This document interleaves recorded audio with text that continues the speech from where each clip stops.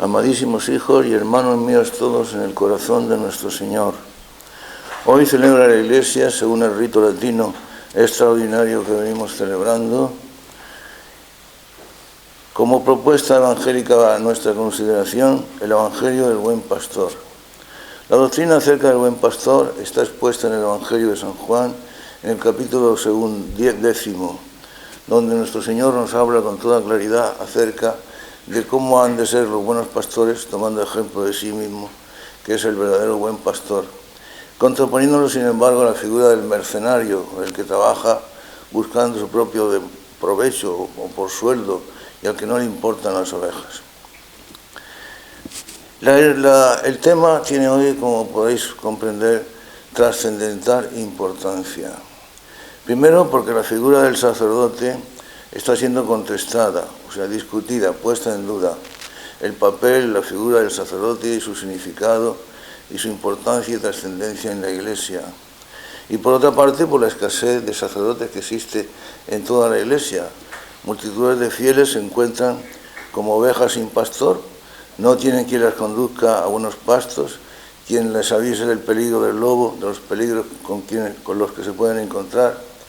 O bien los pastores que las conducen son malos pastores, mercenarios, ladrones y salteadores, en palabras de nuestro mismo Señor, que las conducen en vez de a buenos pastos y por el camino que lleva hasta la vida eterna, en realidad la llevan hasta el precipicio. Ese es el problema que nos encontramos con la Iglesia de hoy. Contestación de la figura del sacerdocio y escasez de sacerdotes. Sin embargo, el sacerdote es figura primordial y fundamental en la estructura de la Iglesia. Nuestro Señor lo dispuso así. La Iglesia es jerárquica, se divide en personas consagradas según el sagrado orden sacerdotal, del ministerio sacerdotal, y los simples fieles. A su vez, los pastores se encuentran dispuestos también en orden jerárquico.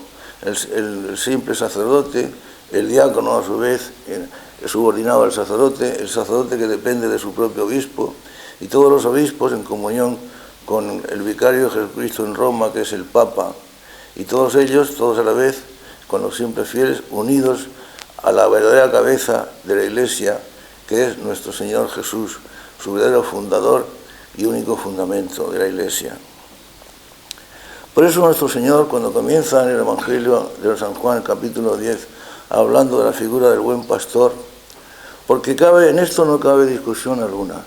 Se habla muchísimo acerca del papel, del significado, de la trascendencia o intrascendencia de la figura del sacerdote, de cuáles son los métodos que debe poner en práctica, los procedimientos que debe emplear y los que no debe utilizar, cómo debe dirigirse a las ovejas, cómo no debe actuar, etcétera, etcétera, etcétera. Y sin embargo, las enseñanzas y las palabras de Jesús en el Evangelio 10, en el capítulo 10 de San Juan, están clarísimas y son evidentes. Nuestro Señor, como siempre, hablaba con contundencia y además con claridad, sin ambigüedades. Mis palabras son espíritu y vida, decía Jesús. Mis palabras son espíritu y vida. Por eso hoy día, ante la crisis que atraviesa la Iglesia y concretamente el estamento sacerdotal, ya os digo, no hay sacerdotes.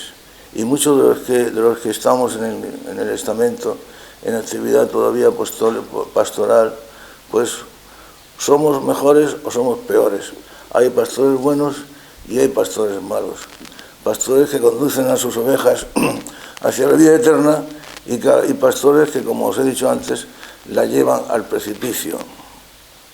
Con motivo de lo cual, pues se han planteado siempre, en los últimos tiempos sobre todo, diversas soluciones para remediar esta situación de crisis en la que no hay sacerdotes o en la que los sacerdotes se encuentran con muy escasa o nula formación. Y estas soluciones que ordinariamente se han planteado, yo conozco muchas, desgraciadamente parten siempre de criterios puramente humanos, sociológicos, según las ciencias de sociología, psicología, etcétera, etcétera, y que como remedios que son puramente humanos y puramente naturales, por buenos que puedan parecer, no conducen a nada, porque la figura del sacerdote es una figura eminentemente sobrenatural.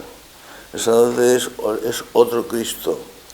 Y al utilizar procedimientos para captar vocaciones de orden o de índole puramente natural, como estamos viendo, hijos míos, no conduce a nada.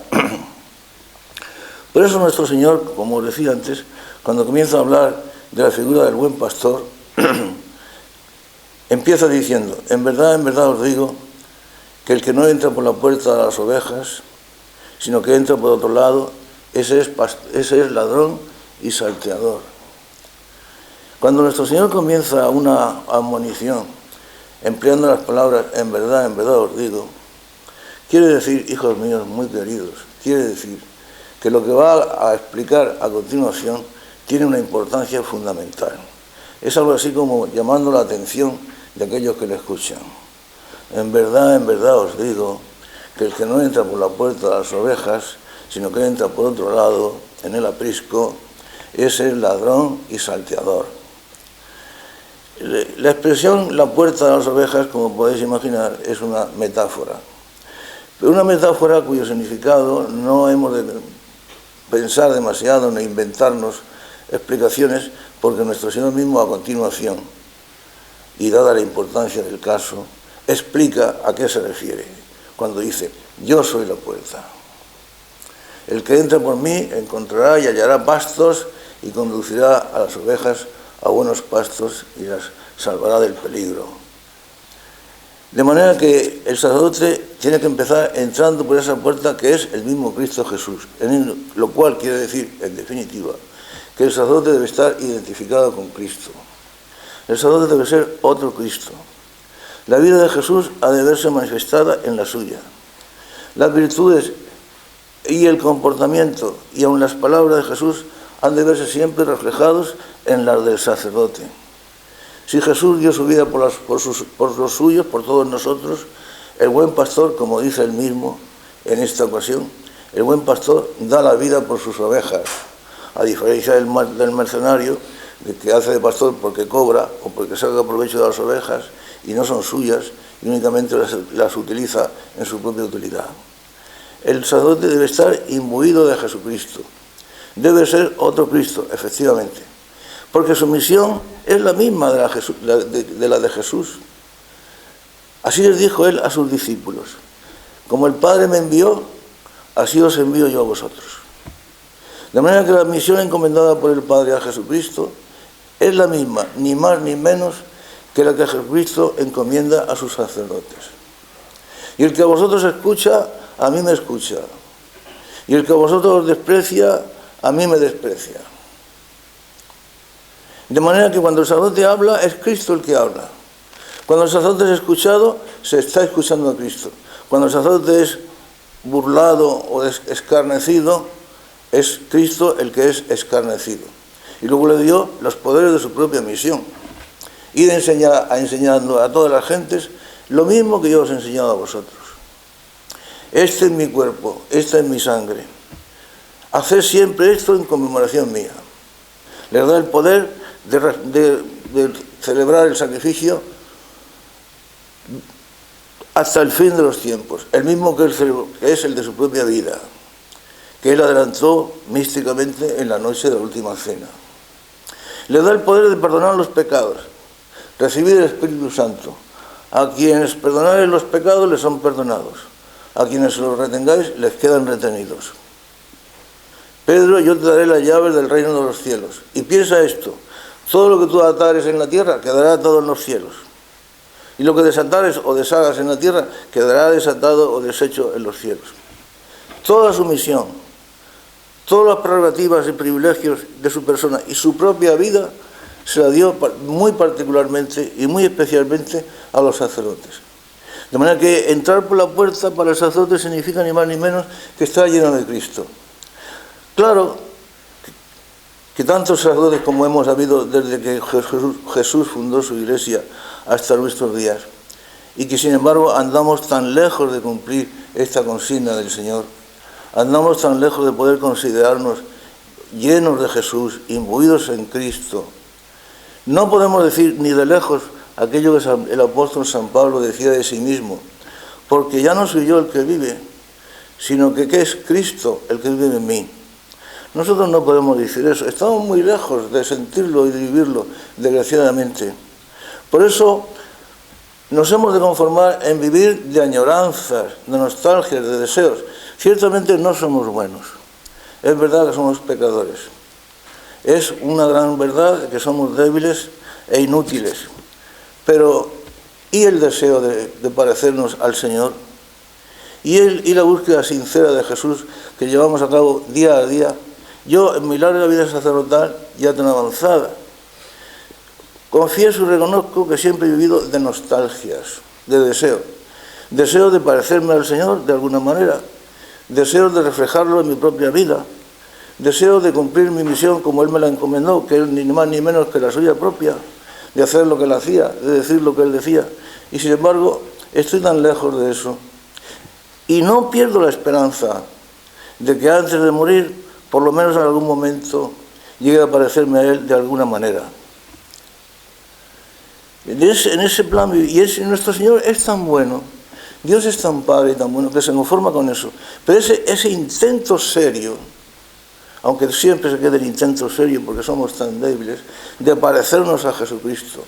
Eso es lo único que tendría que hacer el sacerdote para salvar las almas que Dios le ha encomendado.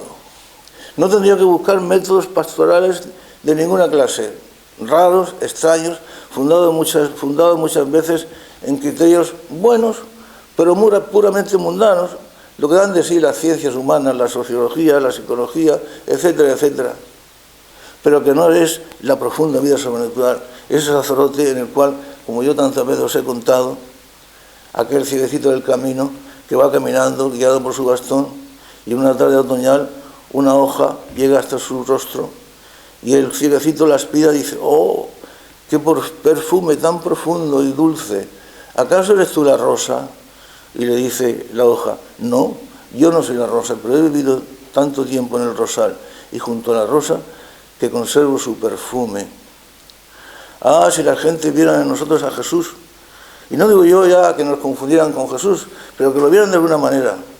¿Eres tú Jesús? No, yo no soy Jesús, pero he vivido tanto tiempo junto a la rosa que conservo su perfume. Pues bien, el buen pastor entra por la puerta y no por otro lado en el redil de las ovejas. Y entonces las conduce a todas las ovejas y las va llamando a cada una por su nombre, porque las conoce a todas.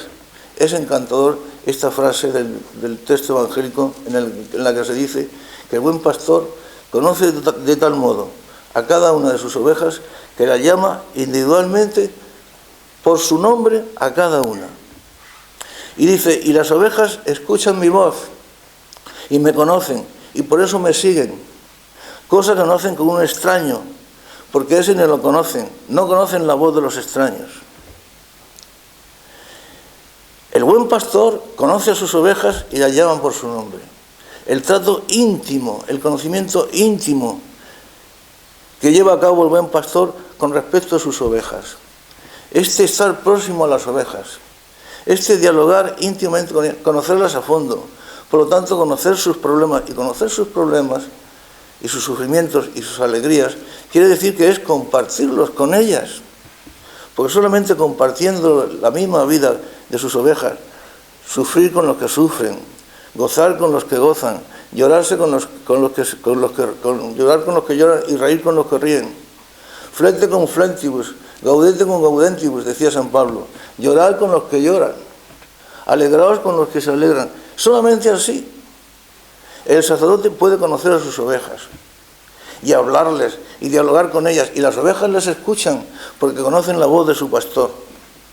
Pero fijaos, hijos míos, que esto es muy importante, lo que os voy a decir. El sacerdote nunca sabrá hablarle a sus ovejas y será inútil que la llame por su nombre, no sabrá hacerlo tampoco, ni sabrá dialogar con ellas, ni penetrar en el corazón de ellas si primero no ha aprendido a dialogar con Jesús, con Dios. Si los hombres primero no han aprendido a dialogar con Dios, jamás aprenderán a dialogar consigo mismos. Luego, lo primero que debe hacer un sacerdote es ser un hombre de oración. un hombre que dialoga todos los días con Jesús, nuestro Señor. Y entonces, aprendiendo a hablar con Jesús, Jesús es la palabra, el verbo es la palabra del Padre, la misma palabra del Padre. Jesucristo es la palabra del Padre hecha carne, hecha hombre. Pues bien, el sacerdote aprende de la palabra con mayúscula a dirigirse con sus propias palabras a sus ovejas. Es el puente que hace de intermedio entre Dios y sus ovejas. Le habla a Dios de sus ovejas y le habla a sus ovejas de Dios. Por eso las ovejas escuchan su voz y la reconocen y le siguen. Pero esto es importante también. El sacerdote le habla a sus ovejas de Dios, no de problemas baladíes, insustanciales o tontos, o que no conducen a nada. ¿Cuántas veces los malos pastores, los mercenarios, los ladrones y salteadores de los que habla Jesús en este Evangelio de hoy, cuántas veces no se quieren comprometer con sus ovejas porque sus propios intereses creados, que son lo que ellos buscan, se lo impiden? No hablarles a sus ovejas con claridad, no exponerles la doctrina evangélica, no hablarles de Jesús, no hablarles de los peligros que las pueden llevar o impedir que lleguen hasta la vida eterna, del sentido del pecado, del ambiente malsano, fétido del mundo en el cual vivimos. No hablarles de las enseñanzas de Jesús, sobre todo de la enseñanza del amor. No predicarles acerca de las bienaventuranzas, la maravilla de la pobreza cristiana, la maravilla de la caridad cristiana que está dispuesta incluso a dar la vida por los demás. La maravilla de un corazón puro en un mundo egoísta, sexual, materializado, corrompido, degradado. La maravilla del corazón puro. Bienaventurados los que tienen el corazón limpio, porque ellos son los que verán a Dios. Cuando los feligreses, las ovejas, miran a su pastor, al que las conduce a buenos pastos, como dice el Evangelio, no tratan de ver en él al sociólogo, al que trata de llevarlas y de conducirlas a un estado más cómodo o mejor de vida, de ventajas materiales, al político comprometido en las cosas del mundo. No, las ovejas querrían ver en su pastor, en el buen pastor, aquel que, como decía San Pablo, busca las cosas de arriba y saborea las cosas del cielo. Quersus sum querite, el que busca las cosas que están arriba. Quersus sum sapite, quinceris sum, el que saborea las cosas del cielo, ya en la tierra. Y ese sacerdote, imbuido de Jesucristo, que practica la cruz de Jesucristo, que comparte con él esa misma cruz y su propia muerte, es el buen pastor, al que escuchan las ovejas, del que entienden la voz, al que le siguen y al que aman.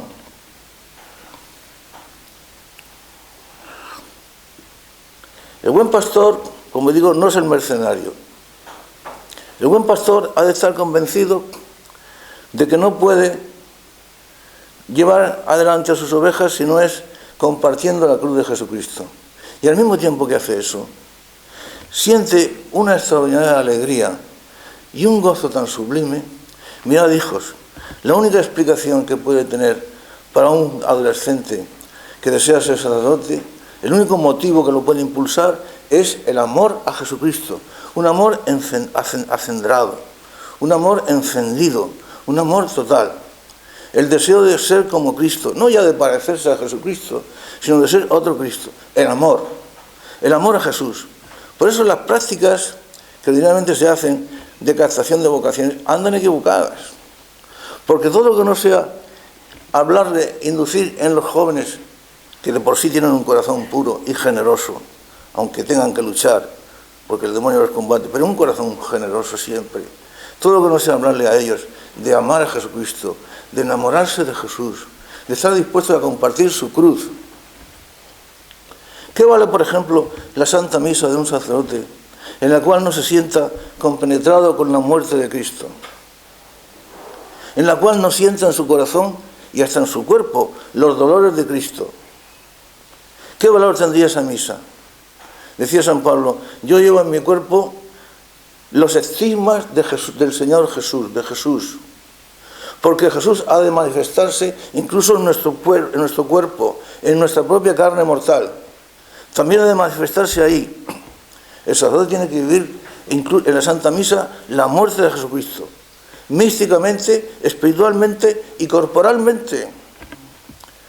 Si la misa es para él una ceremonia a cumplir, la misa no significa nada, ni para él ni para sus ovejas. Hijos míos, muy queridos, tenedlo esto muy en cuenta.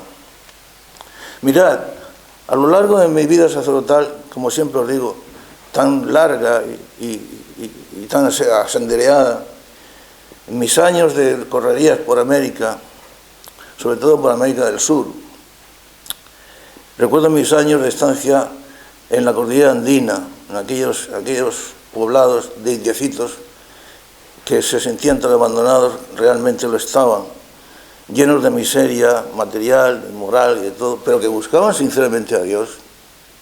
Yo me acuerdo de aquellas pobres gentes que se pasaban 3 días con sus noches haciendo cola para poder confesarse. Yo era el único sacerdote que había en aquella inmensidad. Y aquellos indios, en su miseria material, en su pobreza tan profunda, sin embargo, tenían una fe en Dios, llamaban a Dios, y como veían mi deseo de atenderlos y mi buena voluntad, se pasaban hasta 3 días con sus noches haciendo cola para confesarse. Y esperaban con su pañuelito lleno de maíz, con maíz remojado en agua, que era su alimento. Y yo me pasaba en el confesonario a veces hasta 20 horas seguidas, y más de 20 horas seguidas.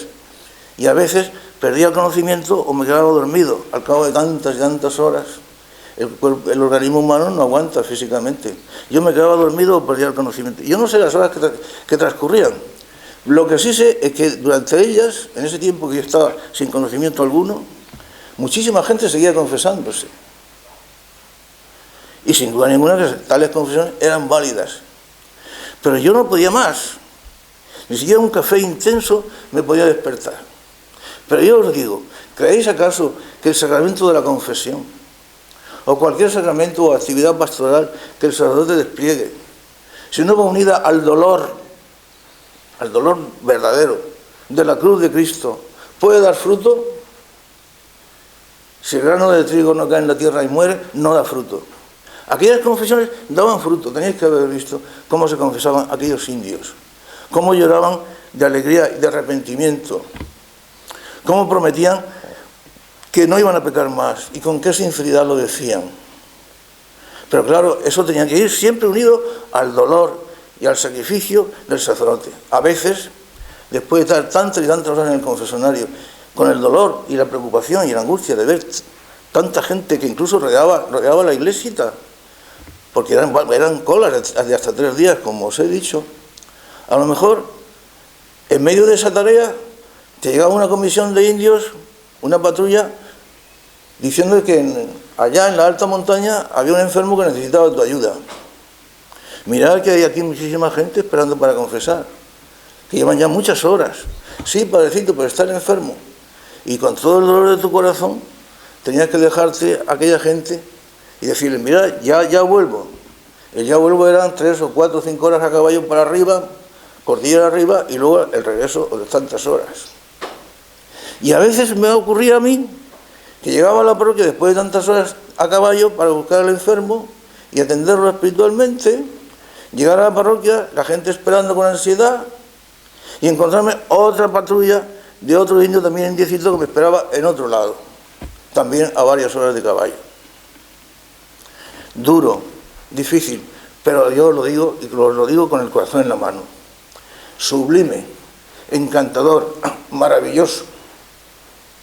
Pero ¿qué tiene que hacer el sacerdote sino compartir la cruz de Cristo para que su tarea sea abundosa, abundante y fructífera? Yo os he puesto para que vayáis y para que deis fruto y para que vuestro fruto sea abundante. Así aquellos indiecitos me amaban, me querían con locura. Yo era un pobre hombre, pero me querían con locura. Ya os he contado otras veces el caso de aquel día que yo estaba en mi casa, en mi despacho. Mi casa era la casa del pueblo. Allí entraba todo el mundo, un enorme caserón de madera, toda ella de madera. Y se me presenta un niño de unos 12 o 13 años, ya en mi propio despacho, como en mi casa todas las puertas estaban abiertas a toda hora. ¿Qué quieres, hijo? Pues que vengo porque me ha delegado el pueblo para que sea su criado. ¿Mi criado? ¿Tú? ¿Pero qué te has pensado, hijo? Tú, mira, podrás venir por mi casa cuando quieras y a lo que quieras y podrás tomar lo que yo tenga, porque es tuyo. Pero criado mío, no. Hijo mío, sí. Pero mi criado en absoluto. Tú no puedes ser mi criado. Yo no necesito criado. No tienes que ser mi criado. Eso no es así. Tú ven cuando me necesites, eres un hijo mío, pero tú no eres mi criado. Este volcar el corazón en la gente es lo que realmente es lo que está dispuesto, lo que produce fruto. Pero esto es imposible si no existe previamente el amor total a Jesús en nuestro Señor. Si no se ha entrado por la puerta. El buen pastor entra por la puerta y no por otro lado. Y entonces conoce a sus ovejas y las llama por su nombre. Y las ovejas le escuchan su voz y le siguen. Y las conduce a buenos pastos. Es obligación del buen pastor conducir a sus ovejas a buenos pastos. Es decir, predicarles la buena doctrina. Aunque se molesten los poderes públicos, aunque se enfaden los políticos, aunque no sea una norma muy corriente en la iglesia actual, esa de predicar la buena doctrina, sea como fuere, el buen pastor conduce a sus ovejas a buenos pastos, que es predicar la buena doctrina, caiga quien caiga, le pese a quien le pese, explicar, predicar y proclamar la palabra de Dios, siempre tan dulce y siempre tan maravillosa, porque, como decíamos antes, mis palabras son espíritu y son vida, decía Jesús. Y cuando las ovejas oyen las palabras de Jesús, las conocen y dicen, eso sí que es verdad. Y cuando oyen el mensaje de las bienaventuranzas, y cuando oyen cómo Jesús invita a aquellos jóvenes, compartiréis mi cáliz, o aquel rico, si quieres venir conmigo, vende todo lo que tienes, dáselo a los pobres, y entonces ven y sígueme. Porque la pastoral de Jesús, la forma de conseguir las vocaciones, no era precisamente la pastoral de ahora, de captar vocaciones. Es una pastoral clara, contundente, en la que le dice a los jóvenes que el camino que tienen que seguir es el de la cruz. Ahora se practica una pastoral que es verdaderamente ofensiva contra los jóvenes. Ofensiva. Porque es una pastoral de aguachirle, de café descafeinado y de leche desnatada. Una pastoral en la que la verdadera esencia del cristianismo está ausente. Una pastoral en la que se venera a falsos héroes, en las que se les induce a una vida cómoda y fácil, a las que se les hace creer que el cristianismo es todo triunfalismo, un camino hacia la victoria entre vítores y aplausos y comodidades. Y ese no es el cristianismo, ni esa es la pastoral que conduce a la captación de vocaciones. Eso no entusiasma a nadie. Todo lo que no sea el entusiasmo por el amor a Jesucristo no puede entusiasmar a ningún joven. A mí me pasó cuando era adolescente, y os lo he contado tantas veces. A mí me contaban que el oficio del sacerdote era bueno por esto y por lo otro y por lo demás allá, y yo decía, muy bien, pues bueno, de acuerdo. En todos los oficios se puede uno santificar, pero cuando comprendí que el oficio del sacerdote era ser otro Cristo, yo entonces conocía ya de alguna manera a Jesucristo, y no sé cómo ni por qué, bueno, sí, por la gracia de Dios, porque Él me amaba, comencé a conocerlo, y cuando comencé a conocerlo, pues comencé a ser su amigo, y ser su amigo me encantaba, y ser como Él me seducía, y la idea de algún día parecerme a Él de alguna manera, aun en medio de mis pecados y mis debilidades, esa idea de parecerme a Él y de ser como Él, pues llenaba mi corazón. Os digo la verdad, lo que siento. Pero eso, para conocer a las ovejas, para conocer sus problemas, porque muchas veces el pasto a donde se conducen las ovejas, el pasto que se les proporciona, no es el verdadero pasto, y se habla de problemas insustanciales, insulsos, que nada afectan ni interesan a las ovejas. Por eso las ovejas escuchan la voz del mercenario y se aburren, y desconectan y dejan de escucharla, no reconocen esa voz, porque al mercenario solamente le importan pues sus propios intereses. Mira que utilizar el oficio de pastor para escalar puestos, o dedicarse solamente, pues qué diría yo, a actividades políticas o sociales, viajes para allá, corridas para acá, actividades incesantes por otro lado, menos la de atender a sus ovejas.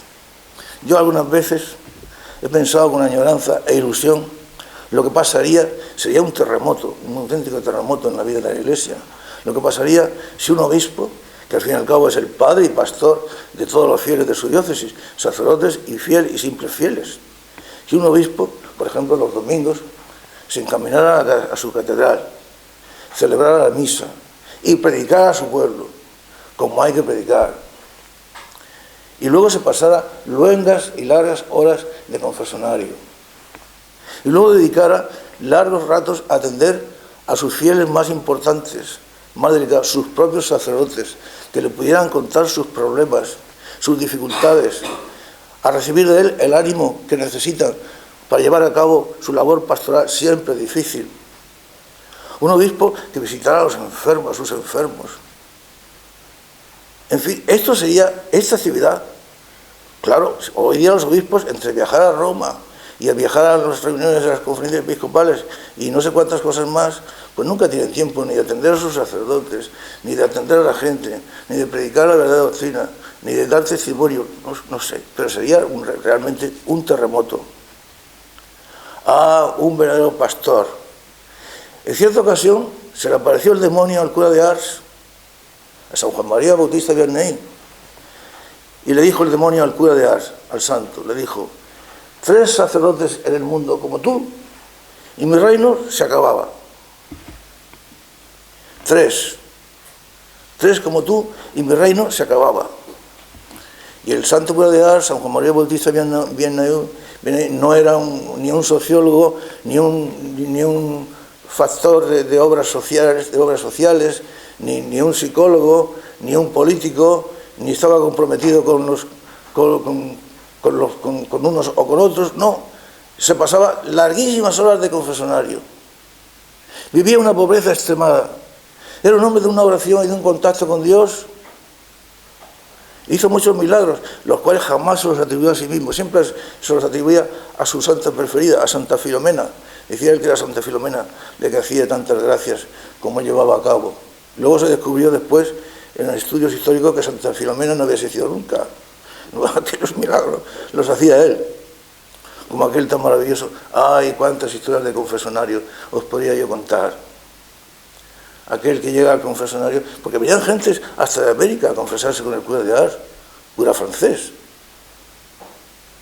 Y venían gentes, aquel hombre que llega y llega al confesionario del cura de Ars y le dice: padre, yo no vengo a confesarme, yo soy ateo, y vengo a exponerle todas mis teorías y todas las pruebas que tengo contra la existencia de Dios, contra la religión y contra la fe que ustedes profesan.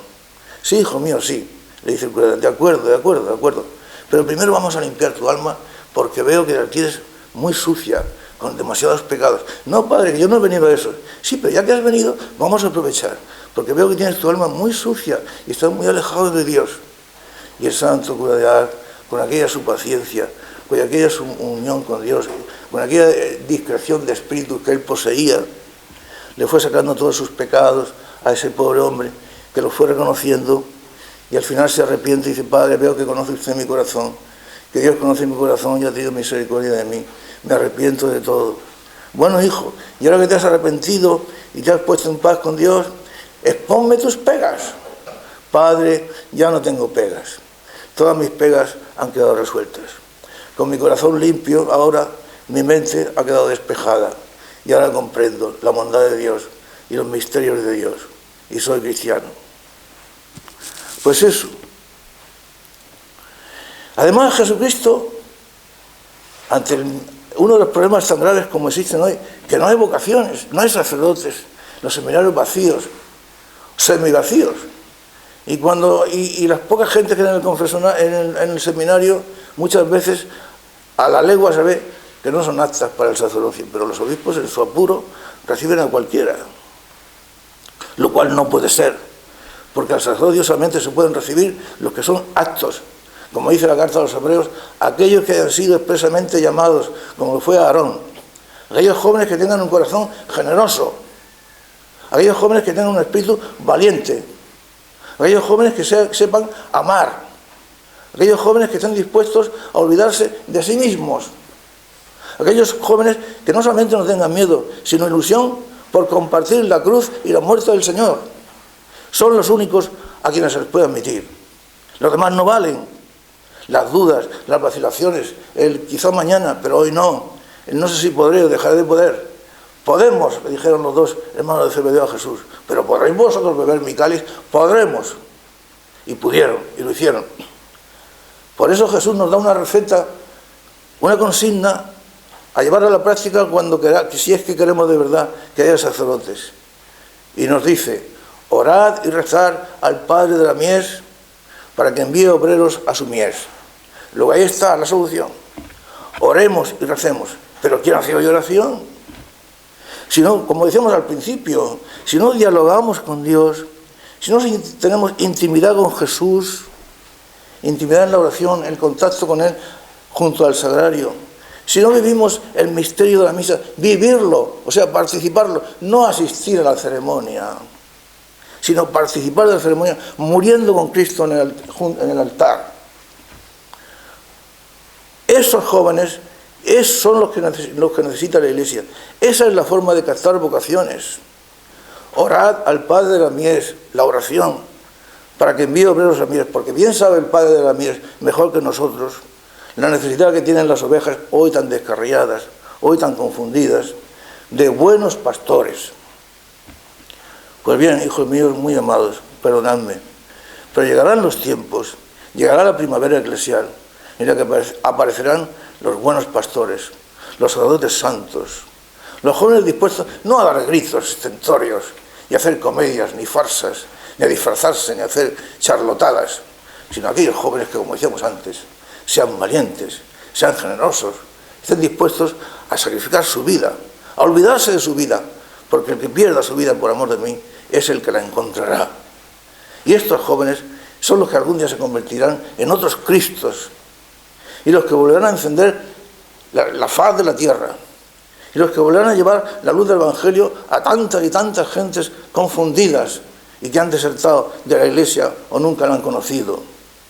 Llegarán estos tiempos, porque Dios cuida de su Iglesia, porque Dios vela por nosotros, porque Jesús antes de partir nos dijo, y no os preocupéis ni tengáis miedo, porque yo estaré con vosotros todos los días hasta la consumación de los siglos.